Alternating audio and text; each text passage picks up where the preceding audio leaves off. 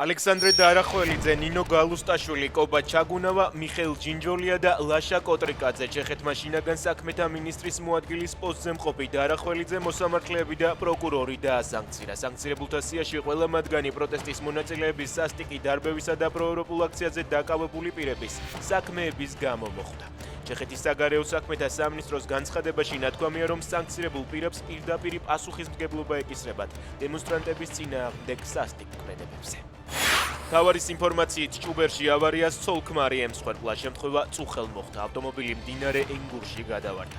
სამძებრო სამუშაოები მთელი ღამის განმავლობაში მიმდინარეობდა, კაცის ცხედარი მალევე იპოვეს, ქალის კი მდინარიდან დილით ამოასვენეს. 2 მილიარდი ევრო უკრაინისთვის, ევროკავშირი ომში მყოფი ქვეყნისთვის დრონების შეძენას გაყინული რუსული აქტივებით დააფინანსებს. ამის შესახებ ურსულა ფონ დერ ლაიენმა განაცხადა. კრემლის პროპაგანდისტი დუგინი მოლდოვის საპარლამენტო არჩევნებში პრორუსული პარტიის მარცხით უკმაყოფილოა. მისი თქმით, რუსეთმა მოლდოვაში სიტუაცია არასათანადოდ შეაფასა. კრემლის იდეოლოგი ამბობს, რომ მაია სანდუს პროევროპული პარტიის გამარჯვება მოლდოვაში პროდასავლური ძალის საბოლოო გაძლიერებას ნიშნავს. უკრაინელებმა ოკუპირებულ ყირიმში მდებარე ძვირად ღირებული რუსული საზენიტო სარაკეტო სისტემის რადარი დრონებით გაანადგურეს. ინფორმაციას უკრაინის შეიარაღებული ძალების გენშტაბი ამცნობს.